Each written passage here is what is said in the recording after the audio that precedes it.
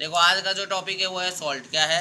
Salt है। आज का जो टॉपिक क्या है वो सॉल्ट है। ठीक है, तो पढ़ते हैं क्या होता है salt. The compound that is formed by the reaction of one acid and one base और the reaction of two simple salts is called salt. क्या कह रहा है? एक ऐसा कंपाउंड जो पता है किससे बना होता है? जब एसिड और बेस रिएक्ट करते हैं या फिर दो सॉल्ट आपस में रिएक्ट करते हैं तो सॉल्ट बनता है।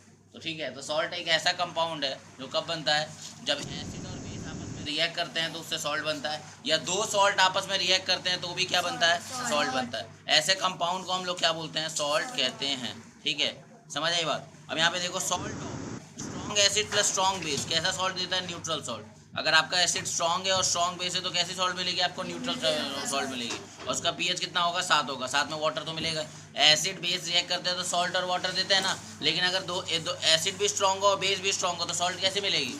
ये मैंने आपको कल भी बताया था। ठीक है, अच्छा वीक एसिड और वीक बेस हो तो सॉल्ट तब भी कैसे मिलेगी? न्यूट्रल मिलेगी। अच्छा, जो न्यूट्रल होता है उसका पीएच कितना होता है? 7 होता है। अच्छा देखो, मान लो एसिड स्ट्रॉन्ग हो और बेस को क्या हो? वीक हो, तब जो सॉल्ट मिलेगी वो एसिडिक मिलेगी, क्योंकि जो स्ट्रॉन्ग है उसी को वही मिलेगा। ठीक है, और ठीक है, और पीएच होगा वो 7 से कम होगा कि ज़्यादा होगा? ज़्यादा होगा कि कम होगा? हाँ कम होगा, लिखा है लेस देन 7। अबे एसिडिक है तो क्या होगा? 7 से कम होगा ना। हाँ कि नहीं? हाँ। और वीक एसिड और स्ट्रॉन्ग बेस होगा तो क्या मिलेगा? Basic salt. क्योंकि स्ट्रॉन्ग क्या है? बेस है। अगर बेस स्ट्रॉन्ग है तो सॉल्ट भी क्या होगी? बेसिक होगी। और अगर सॉल्ट बेसिक है तो उसका पीएच कितना होगा? 7 से ज़्यादा। अच्छा, वो आपको नॉर्मल रिएक्शन तो पता है, acid plus base salt plus water देता है। लेकिन अब ये एसिड स्ट्रॉन्ग हो जाए और बेस वीक हो जाए तो आपको पता है क्या मिलेगा?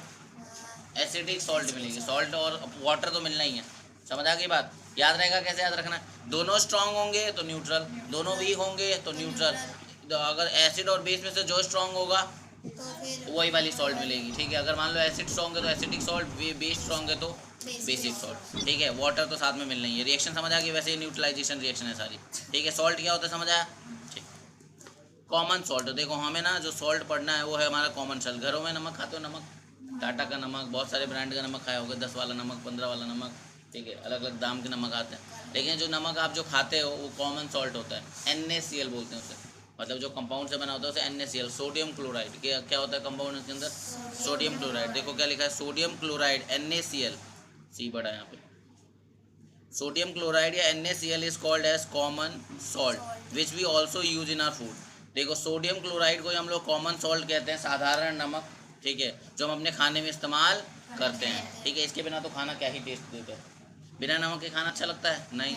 तो नमक इज इम्पोर्टेंट। वैसे नमक के अंदर पता है आपको, नमक बहुत सारे आयोडीन वाले होते हैं। नमक के अंदर आयोडीन भी मिलता है बहुत सारे उसमें। ठीक है, बोला जाता है ऐसा नमक खाओ जिसमें आयोडीन होता है। ठीक है, आयोडीन क्यों चाहिए? क्योंकि अगर आयोडीन की कमी हो जाएगी शरीर में तो गोइटर हो सकता है। ठीक है, तो आयोडीन की कमी नहीं होने देनी शरीर में। It is extracted from the sea water. अच्छा, ये जो नमक है साधारण नमक मिलता है कहाँ से? जो समुद्रों का पानी होता है ना वहाँ से, या रॉक सॉल्ट होता है वहाँ से। समुद्र का पानी देखे हो? उसमें क्या करते हैं, समुद्र के पानी को एक जगह इकट्ठा कर लेते हैं, फिर पानी को भाप के वो कहीं भी छोड़ दोगे तो पानी भाप बन जाएगा। फिर जो बच जाता है वो क्या रहता है? नमक। क्योंकि ना समुद्रों के पानी में बहुत नमक होता है, सॉल्टी होता है ना वो बहुत। अगर आप समुद्र का पानी गलती से चख लो तो बहुत बहुत नमकीन होता है। वो नमक आया कहाँ से? नमक है उसके अंदर। क्योंकि समझ आई बात? इसीलिए वो क्या करते हैं, हम लोग वहीं से नमक निकालते हैं। थोड़ा लंबा प्रोसेस है लेकिन नमक वहीं से मिलता है हमें। फिर वो फैक्ट्रियों में चला जाता है, उसकी साफ़ सफाई हो जाती है, फिर पैक वैक होकर हमारे घरों में आ जाता है, हम उसको इस्तेमाल कर लेते हैं।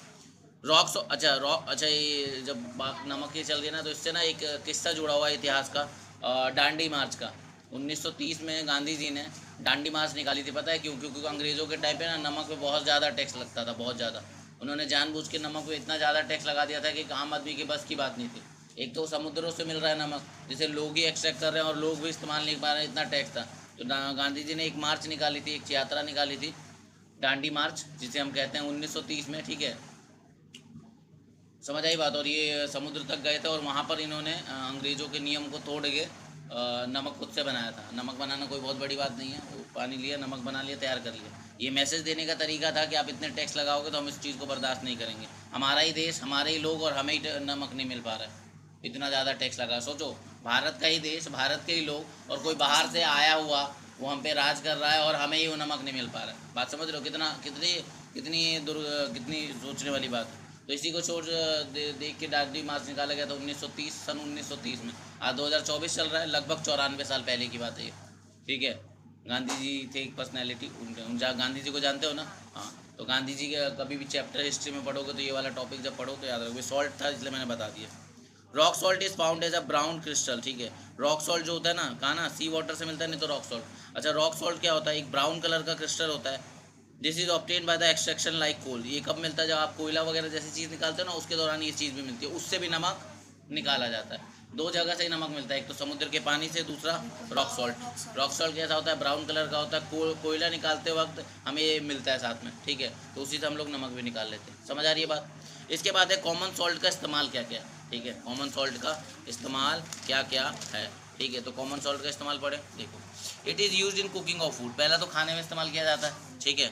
दूसरा, it is use in manufacturing of soap. अच्छा, साबुन बनाने में भी इसका इस्तेमाल किया जाता है। NaCl का इस्तेमाल साबुन बनाने में भी किया जाता है। इसके बाद क्या, it is use as a raw material for making important materials like sodium hydroxide, baking soda, washing soda.